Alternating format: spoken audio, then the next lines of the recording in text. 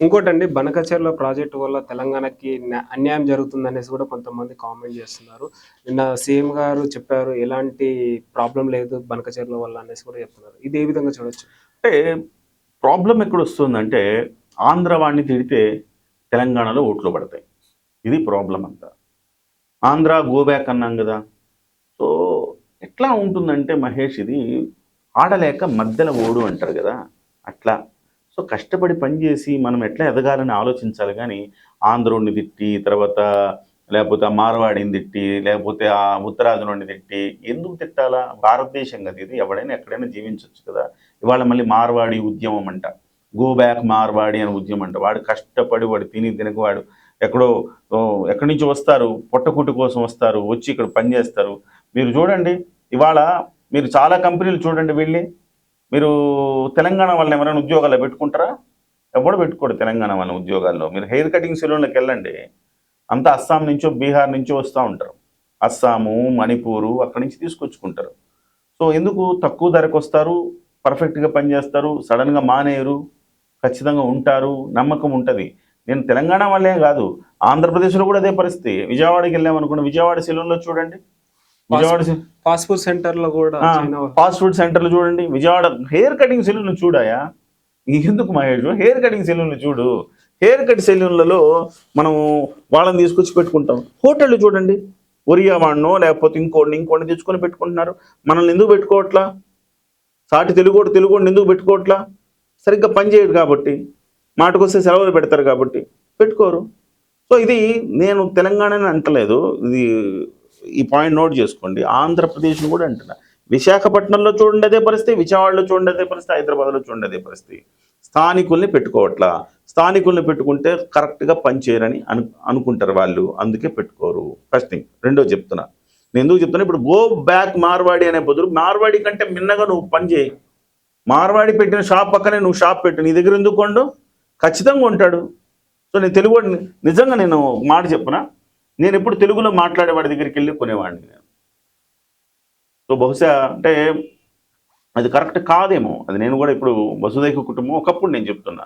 ఒకప్పుడు నా భావన ఎట్లుండేదంటే, మన లోకల్ కదా, మనం తెలుగు వాళ్ళ దగ్గర వెళ్ళి కొందాము అని చెప్పి అలా కొనేవాడిని. అలా కొనేవాళ్ళు కూడా ఉన్నారు ఇవాళ. కోర్స్ తర్వాత నాకు వసుదైక కుటుంబం అనే కాన్సెప్ట్ నాకు వచ్చింది కాబట్టి నేను ఇవాళ అందరం భారతీయులం అన్న ఒక కాన్సెప్ట్తో నేను ఉంటా. ఒకప్పుడు నాకు మెచ్యూరిటీ లేనప్పుడు అలా ఉంటా. అంటే మీరు పక్కన వెళ్ళి నువ్వు వాడిచ్చే సర్వీస్ నువ్వు ఇవ్వు, వాడు అమ్మే మాల్ నువ్వు అదే ధరకు అమ్ము, ఆడికంటే ₹1 తక్కువకు అమ్ము, నీ దగ్గర ఎందుకు కొండు? అయితే అంటే సబ్జెక్ట్ మనం ఎక్కడికో వెళ్తున్నాం కాబట్టి మళ్ళీ వెనక్కి వస్తున్నా. బనకచెర్ల అన్నా కదా. సో, ఇవాళ కాంగ్రెస్ ప్రభుత్వం కూడా బీఆర్ఎస్ ట్రాప్లో పడిపోతుంది. బీఆర్ఎస్ వేసిన బల, బీఆర్ఎస్ ఎరాడికేట్ అయిపోతా ఉంది. బీఆర్ఎస్ అనేది ఎక్కడ జనం బీఆర్ఎస్ని మర్చిపోతారో అన్న ఉద్దేశంతో మళ్ళీ ప్రాంతీయవాదాన్ని తెర మీదకి తీసుకొస్తారు. నా నీళ్లు లాక్కుంటా, నీ నీళ్ళు ఎట్లా లాక్కుంటాయి నాకు అర్థం కాదు. నువ్వు ఎప్పుడైనా పైనుంచి నీళ్ళు ఏముంటాయో, నీరు పళ్ళ మెరుగు అంటారు. పైనుంచి కిందకు వస్తూ ఉంటుంది నీళ్లు. నీకు నీరు ఎక్కడ ఆగుతుంది? నీ దగ్గర నుంచి వెళ్ళిపోయిన దాంతో నీకేంటి పని? నీకేం పనేం లేదు కదా. నీ దగ్గర నుంచి వెళ్ళిపోయింది నీళ్లు, వెళ్ళిపోయినాయి, అది సముద్రంలో కలుస్తుంది. ఆ సముద్రంలో కలిసేదానికి వాళ్ళు ఏదో కట్టుకుంటా అంటారు. అట్లా కాకుండా నేను మీరు కట్టుకోవడానికి లేదని అంటే ఎట్లా? నువ్వు పోరాడాల్సింది ఎవరితోటి? పైనుండి మహారాష్ట్ర వాడితో పోరాడాలి. మహారాష్ట్రలో చాలా ప్రాజెక్టులు కడుతున్నారు. మీరు కట్టితే మాకెట్లా నీళ్ళు వస్తాయని వాళ్ళతో పోరాడాలి. కానీ వాళ్ళతో పోరాడితే బీఆర్ఎస్ అక్కడ లేదుగా. బీఆర్ఎస్ ఇక్కడ మాత్రమే ఉందిగా. సో, ఇక్కడ ఉంటే ఇక్కడ మనం పోరాడితే ఆంధ్ర వాడి మీద ప్రేమ చూపిస్తున్నాడు రేవంత్ రెడ్డి అని పోరాడితే తెలంగాణ వాళ్ళలో కోపం వచ్చి, విద్వేషం వచ్చి, ప్రాంతీయ ద్వేషంతో మళ్ళీ మన బీఆర్ఎస్ ప్రభుత్వం రావాలని తీసుకొస్తారని ఒక ఎత్తుగడ. ఆ ఎత్తుగడలో రేవంత్ రెడ్డి గారు చిత్తు అవ్వకుండా ఆయన కాపాడుకోవాలా. కాంగ్రెస్ పార్టీ ఆ ఎత్తుగడలో పడద్దు, వాళ్ళ ట్రాప్లో పడద్దు కాంగ్రెస్ పార్టీ. సో, పడకుండా సరైన జవాబు చెప్పాలా. అంతే తప్ప బీఆర్ఎస్కి ఒకటే ఉంటుంది ఎప్పుడైనా కానీ. బీఆర్ఎస్ ఎన్ని తప్పులు చేసినా ఒకటి తెర మీద తెస్తుంది, ప్రాంతీయవాదం తెర మీద తెస్తుంది. అట్లా అనుకుంటే రేపు పొద్దున ట్రంప్ తెలంగాణ వాళ్ళందరూ నేను వెళ్ళగొడితే అక్కడి నుంచి ఏం చేస్తారు? తప్పు అనరా మీరు? అంటారా లేదా? ఏం చేశారా? తెలంగాణ వాళ్ళు కష్టపడ్డారు, ఇక్కడి నుంచి కష్టపడి హైదరాబాద్ నుంచి అక్కడ దాకా వెళ్ళారు, అమెరికా దాకా వెళ్ళారు, అమెరికాలో కష్టపడి పనిచేస్తున్నారు, ఉచితంగా మీరేమన్నా ఇస్తున్నారా?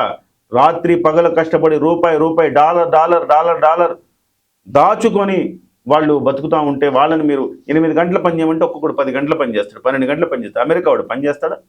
సేమ్ ఫినామినా ఇక్కడ గుర్తుపెడుతుందా? ఆంధ్రలో ఆంధ్రవాడు కాకుండా బీహార్ వాడు, ఒరిస్సా వాడు వడిచి పని చేస్తాడు, తెలంగాణలో కూడా అంతే. సో అక్కడ ఆంధ్రవాడు అంటాడు మాకెందుకు ఎవరు ఉద్యోగాలండి, మీకు ఇస్తే మీరు చేయరు. అమెరికాలో కూడా అంతే. అమెరికాలో కూడా సాటి అమెరికను 8 గంటలు పనిచేయరా అంటే ఒళ్ళొంచి పనిచేయడు. ఆంధ్రప్రదేశ్ నుంచి వెళ్ళినోడు లేకపోతే తెలంగాణ ఆంధ్రప్రదేశ్ ఇక్కడ పనిచేయరు, ఆడకి వెళ్ళిపోయి గొడ్డు చాకరీ చేస్తారు. అంత గొడ్డు చాకరీ చేసేవాళ్ళు వాడంటాడు నువ్వు ఎట్లా మాకెందుకు ఇవ్వు అమెరికా వాళ్ళకి, మనకి ఇండియా నుంచి వచ్చిన వాళ్ళకి ఎట్లా ఇస్తారు మీరు ఉద్యోగాలు, వాళ్ళని తీసి పడేయండి అంటే. ఇప్పుడు ట్రంప్ ఏమంటున్నాడు? ఆ ట్రంప్ ఉక్కు పాదం మోపుతున్నాడు, మనం బాధపడట్లేదా? సో అది తప్పు. అది వసుదైక కుటుంబంలా ఉండాలా. అనవసరమైన బనకచర్ల మీద కావచ్చు, ఇంకో దాని మీద కావచ్చు వివాదాలు రేపడం అనేది సరైన పద్ధతి కాదు. కూర్చొని మాట్లాడుకుంటే సమస్యలు పరిష్కారం అవుతాయి. కూర్చొని మాట్లాడుకోకుండా కేవలం రాజకీయం చెయ్యాలన్న కోణంతో మాట్లాడుకుంటే సమస్య జటిలమవుతుంది. వైసీపీ ఈ కాంగ్రెస్ పార్టీ ఈ ట్రాప్లో పడద్దు, బీఆర్ఎస్ ట్రాప్లో కాంగ్రెస్ పార్టీ పడద్దు. బీఆర్ఎస్కి అదొక్కటే ఊపిరి, అందుకే బీఆర్ఎస్ ఆ అంశాలు మాత్రమే మాట్లాడుతుంది. ఇవాళ బీఆర్